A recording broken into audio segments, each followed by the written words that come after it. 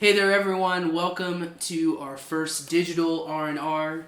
I know we are still apart in the midst of this difficult season that we're facing, but I just want to encourage you to worship together with everyone who's joined in on the stream this evening, because worship, no matter where we are, unites us. So let's sing together.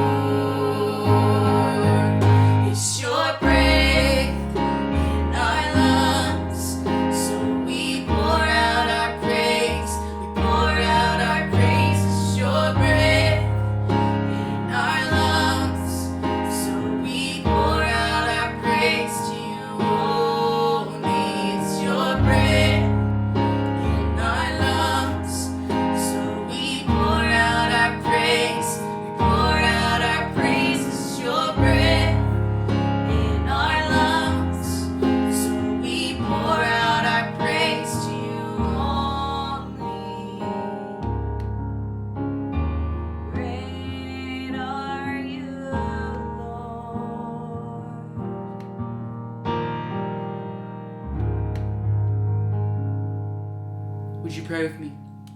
Father God, we thank you for your greatness, for your goodness, and for the love that you have for us. And thank you for the opportunity that we have to worship together this evening, to give you glory and honor and praise for that greatness. Father, would you remind us tonight that we always remain and abide within your love. And would that encourage us and give us peace, that we are always surrounded by your love, we stand in your love, and we are embraced in your loving arms. Lord, and it's in Jesus' name and by the power of the Spirit that we pray. Amen.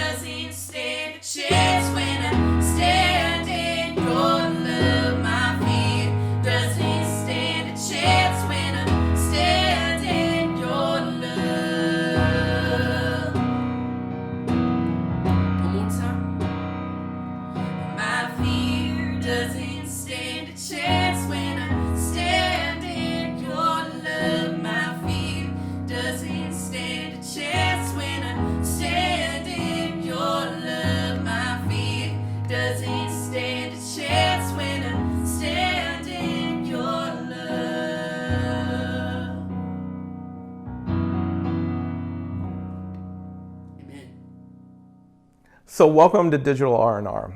Although I love that we still get to stay connected in some sort of way, I really wish that we're sitting and doing this together as we usually get together on a Wednesday night and we can sit and talk with each other and we can check out to see how the week has went. I miss you guys, and I look forward to the time where we get to be back together. Until then, we get this digital format. And there's some cool stuff that goes along with that. For example, if you got to listen to Quentin and Mara, what a really cool thing. And I look forward to the time where we get to listen to them in live concert, right? It'll be a lot of fun. And so know that you're in my thoughts and you're in my prayers. Really looking forward to seeing you all again soon. But in this time where that's probably not going to happen anytime soon, we wanted to make sure that we were trying to do something in some way to still stay connected. And so a typical R&R is going to be, we're going to sing together, and then some sort of thought is going to be presented, right? Like usually you're going to listen to me talk for a little bit. And one of my favorite parts of Wednesday nights is people coming up before or after R&R just share their thoughts and to say, here's what I was thinking about what we talked about tonight. And so I really miss that. And what I'd like to try to do is I'd like to try to set some things up where we can still keep that going in some sort of way. And I'm going to talk to you a little bit more about that at the end of this. But just know that I'm thinking about you and I'm praying for you. And again, I'm really looking forward to the time where we get to sit down together and just enjoy each other's company again. So the series that we're going to do through this time is just some of the things that are going on with our lives now that most of our lives have significantly changed. And just some things that are going on with me and possibly going on with you. And just how do we think about life a little bit differently maybe during this time. So if you're like me, what you end up doing is you end up being stuck inside your head a little bit during this time. You're by yourself more than maybe what you've ever been, and you just end up thinking about a lot of things. And to be completely honest, one of the scariest places is inside my head by myself. And I do all sorts of things in my normal life to end up not being there. I want distractions, and I want things to keep me busy, and I want things to make sure that my mind is staying really active, so I don't kind of spin on some of the things that are a little bit difficult for me to deal with. And by the way, some distraction is really good.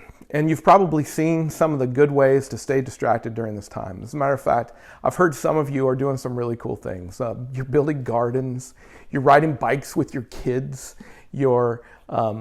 I think Doug said this Sunday that they're doing puzzles, right? Like those are good things and those are great interactions. But even with that, what I find myself just being alone with my thoughts more than what I typically am.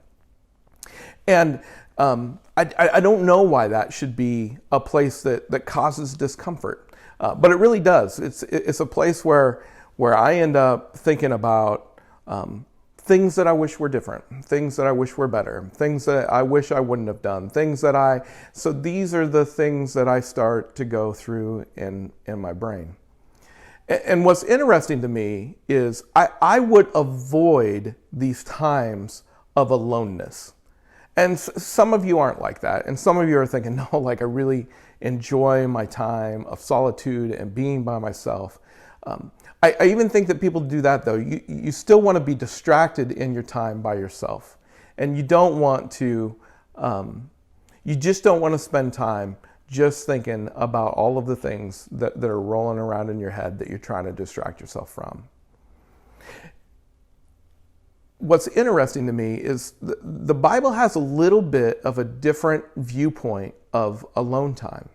You're going to see that Jesus throughout his ministry is going to go to places of solitude, that he's going to go to places to be alone.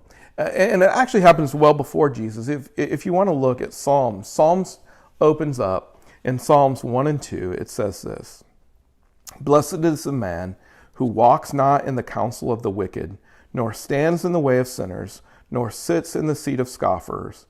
Now listen to this, verse 2. But his delight is in the law of the Lord, and on his law he meditates day and night. Okay, so for the most part, I'm talking to Texans, and probably when you heard that word meditate, you might start thinking of hippie kind of stuff, right? Like, and that's not what we're talking about here. The idea of being thoughtful, the idea of taking time to really think about, not just understand and not just try to, and not just try to like say, okay, well, I really know this, but to think on the implications and to think on the goodness of it and to think on all of the totality of what this means, not just to me, but to humanity and what it means with my relationship to God, right? To think on this deeply. So even all the way back in Psalms, we see this idea of meditate and just taking time in deep thought. And again, most of the time for me, that time of deep thought ends up being about me. And maybe the psalmist really has something to say where he says, well, just think about God's law, and maybe your time goes a little bit differently. If you want to flip to Luke with me, what you're going to find in Luke chapter 5,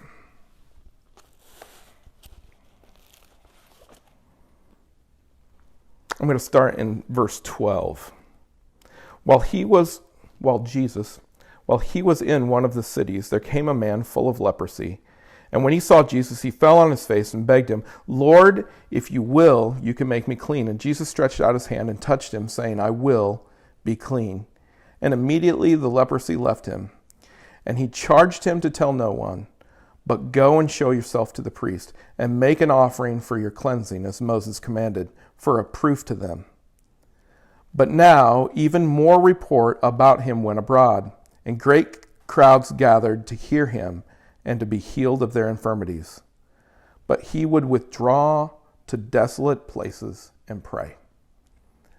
What you find is Jesus is saying, no, I need some time alone. And that time alone, I'm going to pray and I'm going to talk to the Father. And this is going to be a point for me where I can recharge, where I can be away from the people that are probably draining a lot of his energy. And he spends that alone time in a way that's a lot different than the alone time that I started off this talk discussing with you. He spends alone time where he's focusing on God. He's talking to God. He's trying to understand God's will. I'm sure all of these things are going on as Jesus is praying. And so I start to think to myself, well, what would that look like if in some of this alone time that I really dedicated it, if I really said to myself, I'm going to take some time in prayerful meditation with God. And I want to think on that. Now, here's my struggle. When somebody just tells me that I should pray, that gets a little bit confusing to me. And then I think like Jesus spent all night praying, and that's going to be pretty hard for me to do too, right? And so like, what's a good step that I can take? What's just a good place where I can start to dive in to say, I want to be thoughtful, and I want to spend time alone, and I want to spend time alone with God. And this seems to be the prime opportunity to do it. That although this pandemic, we just wish it wasn't here. We wish it didn't happen. But during it, what are some things that I can do to better myself? What are some things that I can do to grow in a better relationship with God? And I think like we have this opportunity at this point right now. But again, just saying go pray like Jesus is something difficult for me to do. And so I'm gonna go to our final verse, and that's in Philippians. It's in Philippians 4. I'm going to start in verse 8. Finally, brothers, whatever is true, whatever is honorable, whatever is just, whatever is pure, whatever is lovely, whatever is commendable, if there is any excellence, if there is anything worthy of praise, think about these things. What you have learned and received and heard and seen in me, practice these things, and the God of peace will be with you. And I think I can do that. I think there's some things that I can think about that I would go, yeah, that is true and that's honorable. It's lovely and it's commendable. It's excellent. What if I really spent some time just thinking about these things between me and God that are incredibly meaningful and really spent time dwelling on it? What if I thought about his forgiveness and instead of just like understanding that God forgives, no, thinking about the implications of that forgiveness and thinking about just on the global scale that God demonstrates his forgiveness and the lengths that he went and to really just take some time to contemplate that again. Or maybe it's not that. Maybe it's just your chance to go, oh, like I'm reminded of God's glory all around me. And I get to think on his creation. I don't know what it would be for you. And what I do know is I think that would be a really meaningful conversation that I would love to hear from you. I would love to hear from you, those things that you might contemplate, those things that you might think on, those things that during this time, where you have some extra time just to think, what would those things be for you? And it would be really encouraging to me if I could hear about those things from you. And so Doug has set up a way that we can start to talk with each other about that. Well, hey everybody, it's the Doug that Craig just mentioned on the video. I want to give you the instructions now. At the end of all the videos for Digital R&R, we're going to put on the screen a question or prompt that Craig has asked us to think about. And here's what I want you to do so that we can really continue the conversation. At the bottom of the screen will be an email. It's randr@sugargrove.org. Before the live stream ends or you get up, I want to encourage you to grab your phone or computer, start an email, and send it to us. Tell us what you're thinking about. Tell us how you would answer the question. It's that simple, and it's a really great way that we can continue the conversation and to continue to dialogue. So here's Craig to wrap it up, and then you'll see the prompt. Back to Craig. I'd love for you to have those conversations with people that you're connected to, because I think these are encouraging ways for us to be thoughtful, for us to stay connected with God when I think during this time it would be really easy for some of us to just grow distant from him. I think these are some of the things that might keep us grounded. These are some of the things that it's just going to help us maybe build relationships in a different way, which is good as well. So I look forward to hearing from you. I look forward to talking to you. And again, I look forward to seeing you really soon. We'll do another one of these next week. And you guys have a blessed week.